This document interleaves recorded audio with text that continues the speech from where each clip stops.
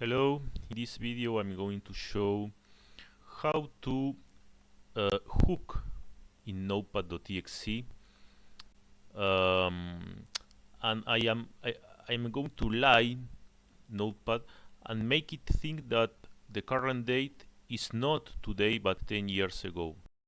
Okay, for example, here I have Notepad. Here it is. Okay, when I click here, Notepad will call an API, whatever API, to get the current date, and it will paste it here. Okay, so the goal is that instead of specifying this here, it should specify this one. So to do this, there are several ways to hook the API that is used to get the current date, and one of these is to hook the import address table.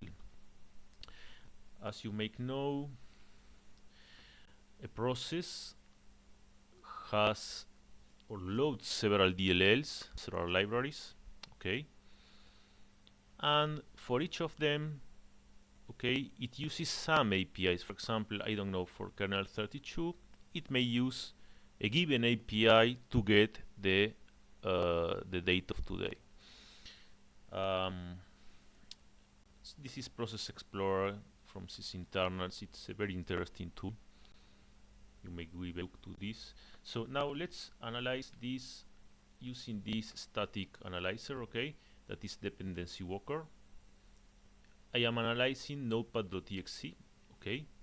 Inside Notepad.exe, I will click on kernel 32 DLL, and here I have all the functions that are used by kernel 32. If you scroll down,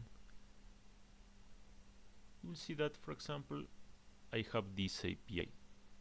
I suspect that this one is the one that is probably used, GetLocalTime.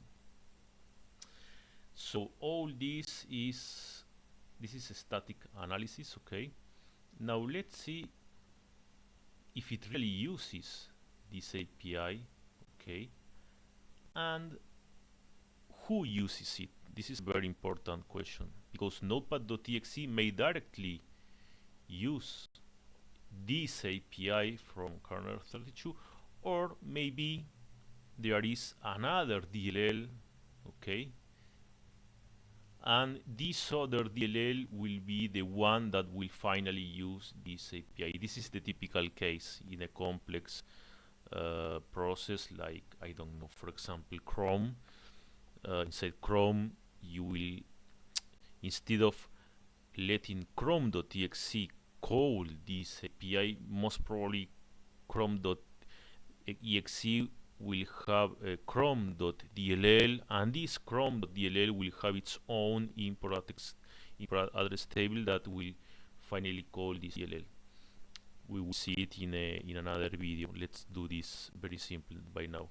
So let's see, for example, here I am going to close this, and I'm going to use this other tool. This is a free tool, API Monitor. Okay, oops, let's kill this. Okay, so let's start Notepad. Okay, I'm starting Notepad, and I am going to hook, or not to hook, but to discover which are the APIs related to the time in kernel 32. Okay, I select all the possible APIs from kernel 32 that are related to getting or setting the time. Now here I do this again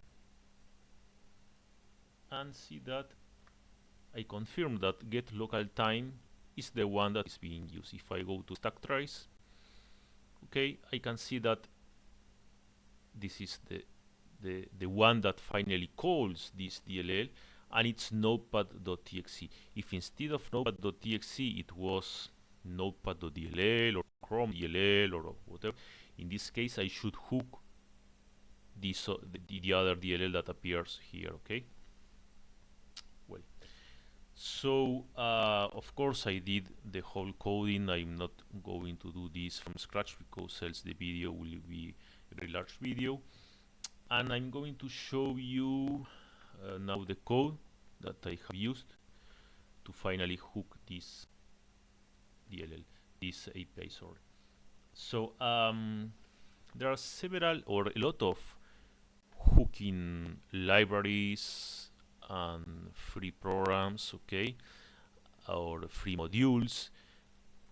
But in my experience, when you download a module, a CPP class, or whatever code, most of them are only working in 32 bits, but not on 64 bits. Okay, there is a very important difference between 64 and 32 bits, and unfortunately, most of the hooking code that I have found are in 32 bits. I don't know honestly why they didn't migrate it to 64 bits. But well, here I'm using, I'm not showing you the real code of the hooking because it's a huge implementation. But well, I'm going to show you, to briefly show you what is this import address table. Sorry for this. So here, the import address table is composed, of course, it's all about the PX executable format, and in this case, for example, you have this structure. Okay, this is for kernel 32. Okay, and there will be one structure, one image import descriptor per module that is used by the library or the DLL. Okay, in this case it's one, then you have another one, and so on. This points to a pimage import by name structure, and here the name member of this pname is the name of the function. So again, the first thing you have to find is which is the module that you have to hook. Okay, Notepad.exe, Notepad.dll.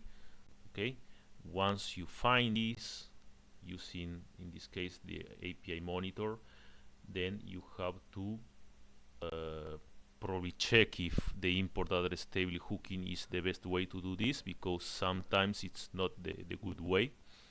There are many cases where it's not, this is not suitable. Okay, there is the delayed import table that is very similar to import table. For example, in this dependency worker, you see that, well, this is okay. This is this means that dependency worker doesn't know this. This is a kind of undocumented DLL. That's not a problem. But this is a, you see this cursor. This is a kind of delayed import table. Okay, it's different from the import table, and it's loaded by demand when it's really needed. So now, this is very complex. Okay, I'm not going inside all this because it will take a lot of time. But here you are seeing that what is interesting is that you need to first iterate through one of these structures. Then when you find the good module, okay, in this case it will be kernel 32, you will have to iterate through all this until you find the good API or the API that you need to hook, and you will need to modify, okay, this is a structure, the image tank table, and you will need to modify this member, okay, and to put yours, and to get the function, the original function, okay, because you will finally need to call the original function. Let's see it in the code. Okay, let's go to the code. So here, this, I simplified it. Of course, the code is very complex, okay, but I simplified it the more I could. So this is the DLL. Again, as I showed you in the previous video, you need to inject the DLL, your DLL, inside Notepad. When your DLL is injected, you can do the hook. Okay, you can write this.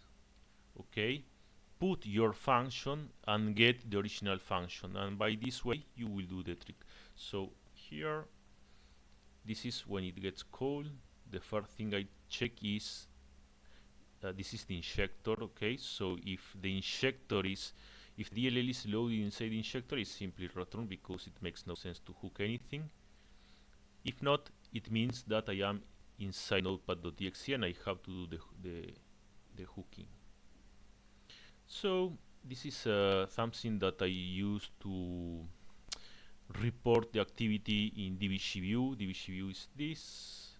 Okay, here you will see a lot of lines that are the output of this function. This function finally calls output debug string, and what you put in output debug string will be shown here. It's a simple way to debug. Okay, so this is the line that does all the show. Okay, here inside this it's my own code. So here what I mean is intercept the function using this import address table. Here I put null. Why do I put null? Because here I want to inject the Notepad.exe module. Okay, if for example in another video I am going to hook Chrome, and Chrome will have, I don't know, Chrome underscore ELF or Chrome.dll. Okay, here I will need to put get module handle.